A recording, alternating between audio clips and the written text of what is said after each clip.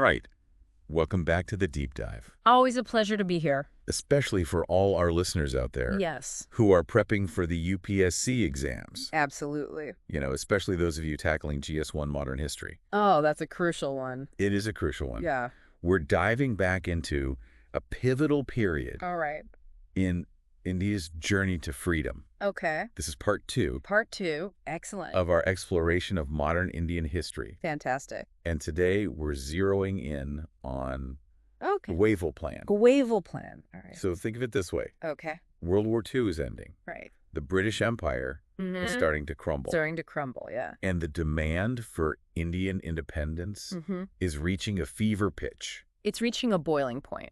Yeah. But yeah. as you might imagine, Sure. things weren't quite that simple. Of course not. It's never that simple, is it? Never that simple. No. Communal tensions Yeah. were running high, Absolutely. making the path to a united, Right. independent India Yeah. anything but straightforward. It was a very complex time. It really was. A real crossroads. You hit the nail on the head there. It was. Yeah. And that's where the Wavell Plan comes in. Exactly. It was a crucial attempt It really was a pivotal to moment. navigate this incredibly Yeah, complex political landscape. absolutely. And believe me, Oh, I believe you. its impact Yes. on India's eventual independence Right. is something you'll want to understand For sure. inside and out. Inside and out, yes. Okay, so All right. let's break down the Wavell Plan Okay, sounds good. for our listeners. Yeah. What were the core components All right. and what was the intended outcome? Good question. Good question. Yeah. So the Wavell Plan at its core Yes. was a proposal for an interim government Okay. for India. Okay. Lord Wavell, Yes. the viceroy at the time, Uh-huh. envisioned Mm-hmm. a governor general's executive council with equal representation Go ahead. for both Hindus and Muslims. Equal representation. Yes. Sounds fair on the surface. It does, doesn't it? But I bet that sparked a whole lot of debate, right? Absolutely. It was a bold move. Especially considering the pre-existing tensions. Oh, it immediately stirred up strong reactions I can imagine. from both the Muslim League and the Congress. Yeah. But before we dive into those reactions, Okay. there's a crucial piece of the puzzle we need to understand. Right. The plan operated Okay. within the existing framework of Ah. the 1935 Government of India Act. So a step towards self-governance. Yes, But still operating within the British system. precisely. That's a point I bet a lot of people overlook. I think you're right. What else was on the table? Well, the plan included a promise Okay. of future discussions Right. about a new constitution for India Okay. once World War II ended. All right. So after the war. Yes, this was a key element Okay. because it acknowledged the need for a permanent solution, something beyond this temporary arrangement. So a sort of let's work together for now approach Exactly. and figure out the long-term plan later. That's a good way to put it. Seems reasonable, at least on paper. It does, doesn't it? So why didn't it pan out? Ah, the big question. What were the factors Yes. that ultimately Uh-huh. led to its failure? Well, remember, it wasn't just about internal Indian politics. Yeah. The global context played a huge role. Okay. World War II was ending. Yeah. Britain was facing Oh, okay. a general election, Right. and the Conservative Party Yes. needed to show they were addressing the Indian independence question. Makes sense. They had to appear proactive Yeah. on the world It stage. did, yeah. Were there other external pressures Oh, influencing the British government's stance absolutely. on the Wavell Plan? Remember, Yeah. India had contributed significantly to the Allied war effort. They have, yeah. The British needed to maintain that support, Right. even as the war was winding down. Makes sense. And here's where it gets Okay. really interesting Yeah. for you, Yes. those preparing for UPSC. Okay, hit me with it. The British had massive economic interests in India. Oh, the economic angle. Always a factor. Always a factor. They weren't about to let go of that easily. So they were trying to balance granting independence Yes. with protecting their economic interests, Exactly. which makes sense from their perspective. India was a major source of raw materials. Right. And a huge market for British goods. Of course. The British government was in a bind Yeah. trying to satisfy Indian demands for independence Yeah. while making sure their own economic engine kept running. It's a tough balancing act. It is, isn't it? It is. Yeah. Okay, so we've got this backdrop All right. of global politics and economic maneuvering. Yes. Now let's bring it back to the internal dynamics within India. Sounds good. You mentioned that the Muslim League Yeah. and Congress had strong reactions Very strong reactions. to the Wavell Plan. Absolutely. Let's start with the Muslim League. Right. What were their major concerns? So the Muslim League, led by Muhammad Ali Jinnah, Yes. viewed the plan Yeah. with deep suspicion. Okay. Now that's interesting. It is, isn't it? Why would they see it that way? Well, their concern stemmed from demographics. Okay. Muslims were a minority in India. Right. They worried that in a system with equal Hindu and Muslim representation, Yeah. they'd be constantly outvoted. So their argument was that equal representation Yes. wouldn't actually translate to equal power in practice. Precisely. It's an interesting point. It is. And that's why they insisted on Right. having veto power within the council. They argue that decisions affecting Muslims should require a 2/3 majority, Okay. essentially giving them the ability to block anything they saw as unfavorable. Now that's a power move. It is a significant concept Yeah. in political systems. For sure. And understanding it helps you analyze historical power dynamics, Right. something that often comes up in UPSC exams. It does, yeah. It sounds like the League was taking a very firm stance. They were very concerned about protecting their interests. Okay, so we've got the Muslim League Yeah. apprehensive about being marginalized. Yes. How did Congress respond to all of this? Well, Congress, Yeah. led by Jawaharlal Nehru, was equally wary of the Wavell Plan, Okay. but for entirely different reasons. All right. Okay, let's flip the coin then. Okay. What were Congress's major objections? Congress viewed the plan Yeah. as an attempt to limit their power and influence. Okay. They argued that the emphasis Yeah. on equal Hindu and Muslim representation Right. was a way to divide the Indian population along religious lines, Right. something they saw as a classic divide and rule tactic. So they saw it as the British trying to maintain control Exactly. by exacerbating existing divisions. Precisely. Congress considered themselves Yes. a party representing all Indians, Right. regardless of religion. Regardless of religion. Okay. They rejected the notion Yeah. that they were a purely Hindu party Okay. and insisted on their right to nominate members from any community. So you've got this fascinating dynamic. We do. The Muslim League worried about being marginalized Yes. in a unified India, Right. and Congress worried about the plan undermining Yeah. their vision of a secular, united India. Exactly. It's almost like they were both looking at the same blueprint, That's a great way to put it. but seeing completely different buildings. Yeah, their clashing visions really highlight Yeah. the deep fault lines running through Indian politics at the time. They do. It's a good analogy. It wasn't just about religion. Right. It was about power, Uh-huh. representation, Yeah. and the fear of being left behind. Okay. In a newly independent India. A lot of uncertainty at the time. Absolutely. And I imagine these opposing viewpoints Yes. made it incredibly difficult It did. for Lord Wavell to find any common ground. You're absolutely right. So what happened? Well, despite his attempts to bridge the gap, Yeah. the talks eventually broke down. Did the Wavell Plan just fade away quietly? Not quite. Okay. Wavell made a decision All right. that, though seemingly small, Yeah. had a massive ripple effect. Okay. He officially declared the discussions a failure. Wait, he just called it quits? He did. That seems pretty abrupt. It does, doesn't it? Why would he do that? It's a question historians still debate. I bet. Some say Yeah. he genuinely believed a compromise was impossible. Okay.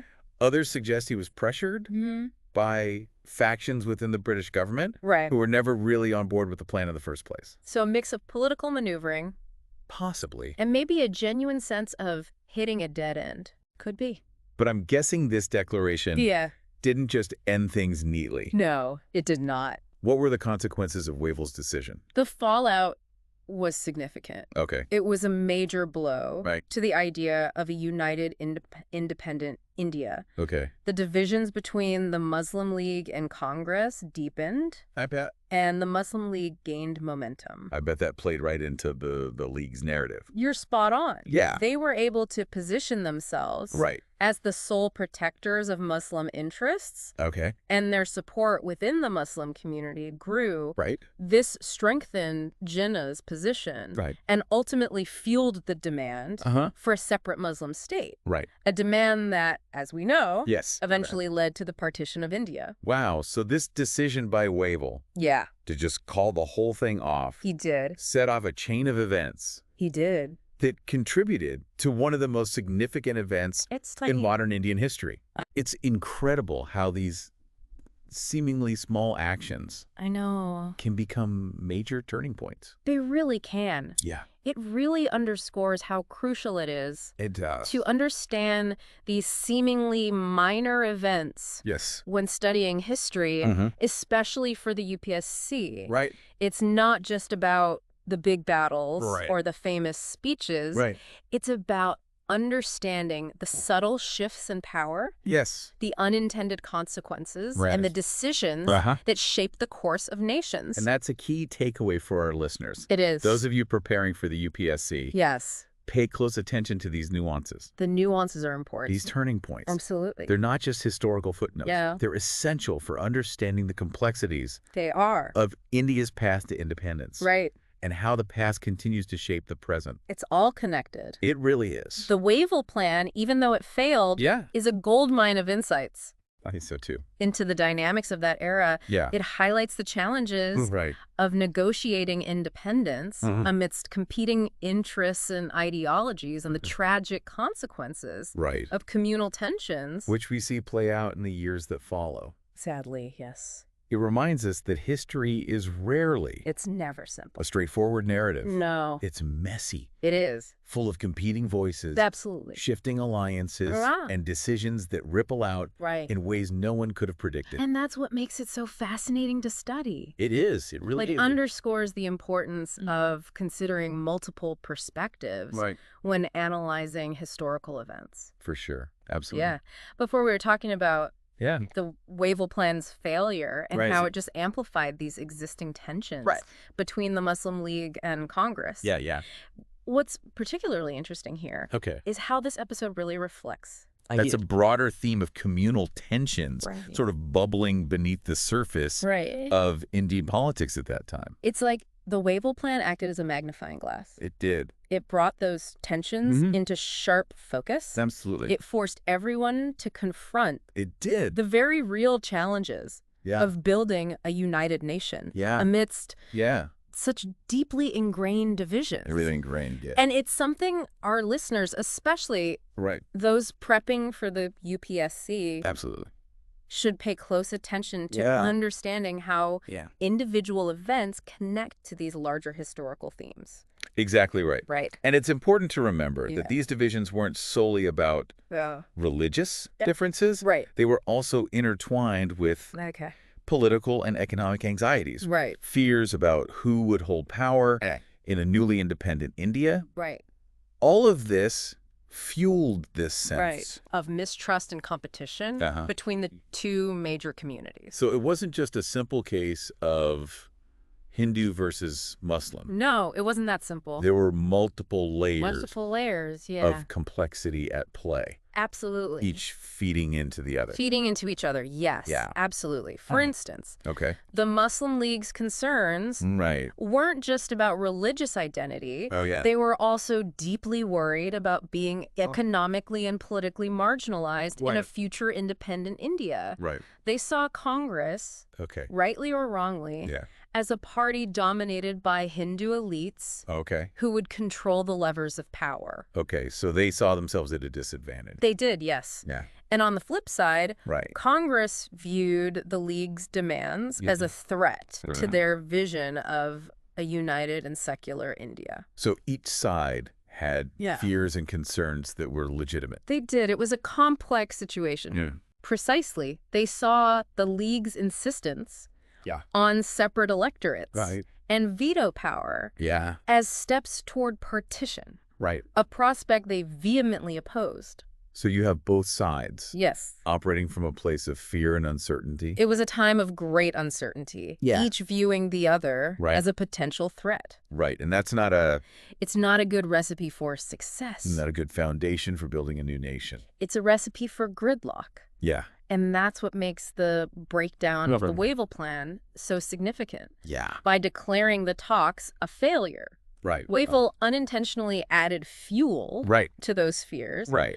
And deepened the chasm between the two communities. Almost like throwing gasoline on a fire. It was a very damaging move. Yeah. A powerful analogy. Right. And the consequences of that fire, as you put it, were far-reaching. The collapse of the Wavell Plan really marked a turning point. In India's struggle for independence, it made the idea of a unified India seem increasingly improbable. Right. And tragically, it paved the way for the events of partition. Yeah. Just a couple of years later. A couple of years later, yeah. It's hard to imagine how close it seemed like India was to achieving that united independence. And it all just unraveled. Yeah. It's a stark reminder of how delicate that dream of a united India was at that juncture. It really was. It raises a crucial question. Okay. One that historians still grapple with. Yeah. What if the Wavell Plan had succeeded? It's a big what if. It is a big what if. Could history have taken a different course? That's the million-dollar question, isn't it? It really is. It's impossible to say, for sure. Yeah. But it's a fascinating thought experiment. It is. And one that can help us understand the complexities of this period. Okay. Would a successful implementation of the plan have eased communal tensions? Right. Could it have led to a more gradual and less traumatic transition to independence? It's hard to say, isn't it? It is. We can't know for sure. Yeah. But it's intriguing to consider those alternative scenarios. It is, yeah. While we can't rewrite history, pondering these what-if questions helps us understand the weight of the choices that were made and the forces that shaped the path India ultimately took. Absolutely. Yeah. It reinforces the idea that history isn't this predetermined path. Right. It's a series of decisions, actions, and reactions that shape the destiny of nations. And for our listener who are preparing for the UPSC, this underscores the importance of not just knowing the facts, but also understanding the historical context, the motivations of the key players. Absolutely. And the potential consequences of different choices. You have to see the big picture. Right. You've got to be able to analyze and critically think about these historical events. You can't just memorize dates and names. You have to understand the forces that shape history and how those forces continue to resonate today. Right. It's all connected. Precisely. Yeah. And it underscores the importance of dialogue and compromise. Right. Even in the face of these seemingly insurmountable challenges. It's an important lesson. It is. To learn from history. It's a lesson that resonates today. Yeah. Not just in India. Right. But globally. It's a reminder that the pursuit of peaceful and equitable solutions to complex problems is an ongoing struggle. It is a constant struggle. Yeah. One that demands careful consideration of multiple perspectives and a willingness to find common ground. And something we can all strive for. Absolutely. Okay, so we've really unpacked the Wavell Plan. We have. Its goals, its context, and why it ultimately fell apart. Right. But before we wrap things up, I want to connect this directly back to our UPSC aspirants. All right, good idea. How can you leverage this knowledge to ace those tricky history questions? So the Wavell Plan is a perfect example of what the UPSC loves to test. Right. It's not about rote memorization. It's about understanding the nuances, the motivations, and the long-term implications. So more than just knowing the what. Yeah. It's about understanding the why and the so what. Exactly. They might ask you to compare and contrast the Wavell Plan with other attempts at solving the Indian independence question. Like the Cabinet Mission Plan, for instance. Right. Or they could ask you to analyze how the plan's failure impacted the course of history. Think about the ripple effects we discussed. Yeah. How it strengthened the Muslim League's position, leading ultimately to partition.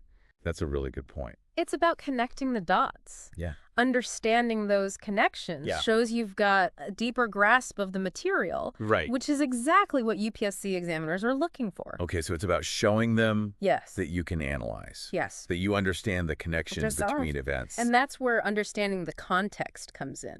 Okay. You need to be able to place the Wavell Plan within the larger historical timeline. Okay. What were the key events leading up to it? Right. What were the global and domestic pressures influencing the decisions made? Okay. How did its failure shape the events that followed? It's like piecing together a puzzle, isn't it? It is a historical puzzle. Yeah. Each historical event is a piece. And understanding those connections between them helps you see that complete picture. Complete picture, yeah. And that's what makes studying history so rewarding. It is. Especially for those preparing for the UPSC. It's not just about absorbing facts. Right. It's about developing critical thinking skills, analyzing different perspectives, and understanding those cause and effect relationships that shape the world. So for our listeners, prepping for the UPSC, consider this deep dive as a launch pad. A starting point. Don't stop here. Explore further. Okay. Read different accounts of the Wavell Plan. Right. Dig into primary sources. And most importantly, think critically about its significance. Think critically, I couldn't agree more. Yeah, and here's something to consider. Okay. The skills you hone while studying history for the UPSC, analyzing, connecting the dots, seeing the big picture.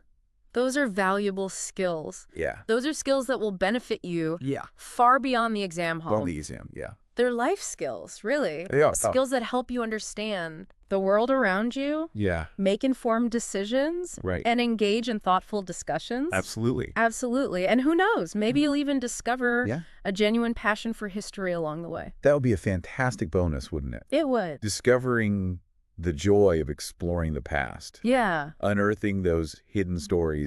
And connecting them to our present. It's a fascinating journey. It is. It's a journey of constant learning and discovery. Couldn't have said it better myself. Well said. And with that, I think we've reached the end. We have. Of our deep dive into the Wavell Plan. It has been a fascinating journey. I hope our listeners found it illuminating. I do too. And useful. Yes. Especially those tackling the UPSC exams. For sure.